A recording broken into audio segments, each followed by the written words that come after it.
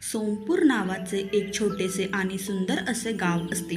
त्या गावाकडे एक छोटी चिमू आणि तिचे आई वडील शहरांकडून सुट्ट्यांसाठी येत असतात. पण त्या गावावर चेटकिणीचे वादळ आहे ही गोष्ट गावकऱ्यांना सोडून इतर कोणालाही ठाऊक नसते. ते तिघेही गावाकडे आलेले असतात. चिमू गावाकडे येऊन खूपच आनंदी झालेली असते. ती आईसोबत गावाविषयी गप्पा गोष्टी करत करत चाललेली असते. पण तेवढ्यात त्यांचा पाठलाग एक चेटकीण करत असते. गावाकडे नवीन पाहुणे आलेले दिसताच ती चेटकीण त्यांच्या मागे लागते आणि हे काही त्यांना माहीतच नसते. चिमू मात्र एका ठिकाणी थांबून गावातील फुले, पक्षी, झाडे पाहत असते. तेवढ्यात तिचे लक्ष मागे जाते आणि पाहते तर काय, मागे चेटकीण दिसते. ती घाबरते, ओरडू लागते आणि आईला सांगू लागते, आई बाबा, आपल्या मागे एक भयानक भूत आहे. आपल्याला लवकरच इथून पळ काढावा लागेल. लवकर पळा. आपला पाठलाग एक चेटकीण करत आहे ही गोष्ट तिच्या आईबाबांनाही कळताच ते तिघे कसलाही विचार न करता घराकडे धावत पळत सुटतात. हा हा हा हा हा, या गावात माझ्या मर्जी विरुद्ध कोणीही येऊ शकत नाही आणि जर कोणी आले तर ते परतही जाऊ शकत नाही. तुम्ही देखील मरणार, सगळे मरणार.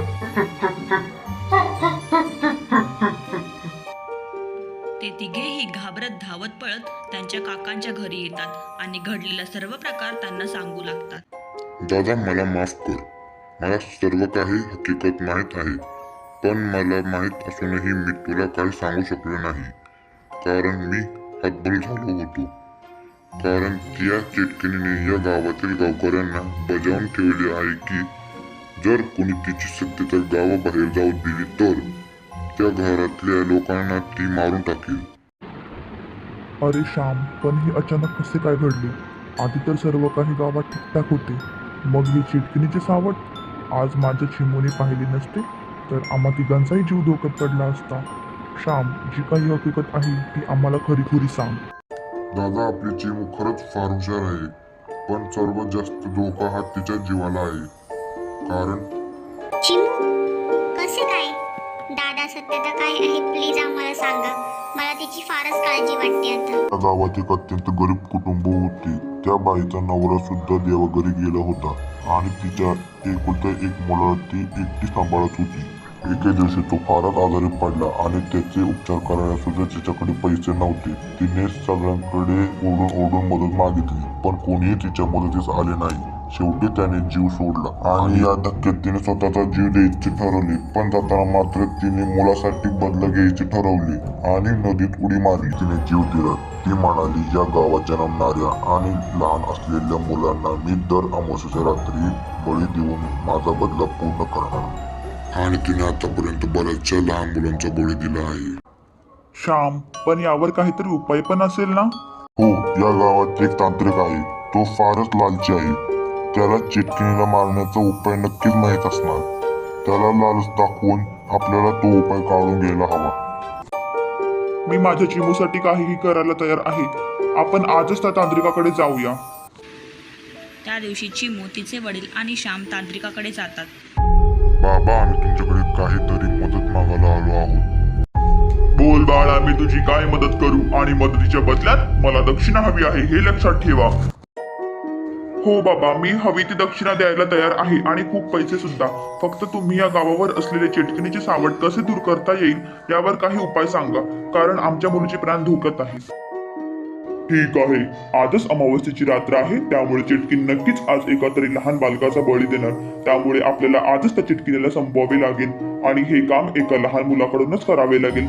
तेव्हाच ती चिटकीण कायमची संपेल. बाबा, मी हे काम करू शकते. फक्त मला सांगा की काय करायचे आहे.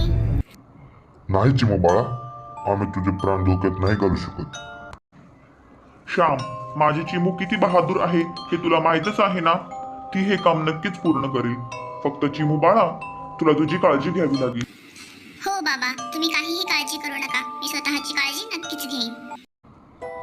त्या चिटकिनीचा जीव एका पक्षामध्ये आहे. जेव्हा आपण त्या पक्षाला मारू तेव्हाच ती चिटकीन मरणार. त्यासाठी आपल्याला एक योजना आखावी लागेल आणि त्यासाठी चिमू बाळा, तुला त्या चिटकिनी जवळ जावे लागेल आणि संधी साधून त्या पक्षाला मारावे लागेल. आणि याच कारणामुळे आजवर त्या चेटकिनीला कोणीही मारू शकले नाही. आणि रात्र होताच त्या अमावस्येच्या अंधारात सगळे त्या चेटकिनीच्या गुफेकडे जाऊ लागतात. ए पक्षा, तुला माहित आहे का, आज आहे अमावस्येची रात्र आणि मी आज आणखी एका बालकाचं बळी देणार आहे. चिमू नकळत आपल्या कपड्यात एक लहानसा चाकू लपवून धाडस दाखवून त्या चेटकिनी समोर जाते. इकडे काका, तांत्रिक आणि तिचे बाबा लपून सर्व प्रकार पाहत असतात. चेटकीन चिमूला बघून खुश होते आणि म्हणते, आज तर शिकार माझ्याकडे स्वतःहून चालत आले आहे. हो, तुम्ही माझा जीव घ्या आणि या गावातील लहान मुलांचा जीव घेणे बंद करा. चेटकीन चिमूला आपल्या बाजूला बसवते आणि पक्षाला देखील आपल्या समोर बसवून मंत्र म्हणू लागते. थोड्याच वेळात चिमू बघते तर चेटकीन मंत्र म्हणण्यात मग्न असते आणि ती याच संधीचा फायदा उचलण्याचा विचार करते. चिमू लगेच उठते आणि कपड्यात लपवलेला चाकू बाहेर काढून धावत धावत त्या पक्षाजवळ जाते. पक्षाजवळ पोहोचताच चिमू त्याच्यावर चाकूने सपासप फार करू लागते. तशी चेटकीन इकडे जोरजोरात ओरडू लागते. नाही. पक्षाला ठार मारल्यामुळे चेटकीन खाली कोसळते आणि क्षणातच जागेवर संपून जाते. तिच्यासोबत तिचा पक्षीही जागेवर संपून जातो. लगेच सगळे धावत पळत चिमूकडे येतात. वा चिमू बाळा, तू खरंच खूप बहादूर आहेस ग. आणि आज तू पुन्हा एकदा तुझी बहादुरगिरी दाखवून गावावरचे संकट दूर केलेस. हो, मला माहित आहे माझी चिमू किती हुशार आहे. मला आज माझ्या मुलीवर फारच गर्व वाटत आहे. पण चिमू बाळा, तू ठीक आहेस ना? हो बाबा, मी एकदम ठीक आहे. तुम्ही काहीही काळजी करू नका. आज काहीतरी चांगले काम करून मला फारच बरे वाटत आहे. आता आपण लवकरात लवकर इथून घरी निघूया. आई आणि काकी आपली वाट पाहत असते. अशा प्रकारे लहान असलेल्या चिमूच्या शौर्यामुळे गावावर असलेले चेटकिनीचे सावट पूर्णपणे संपते आणि ते गाव पुन्हा एकदा आनंदात नांदू लागते. अशाच नवनवीन गोष्टी बघण्यासाठी आमच्या चॅनलला सबस्क्राईब करा आणि गोष्ट आवडली असल्यास लाईक, शेअर आणि कमेंट करायला विसरू नका.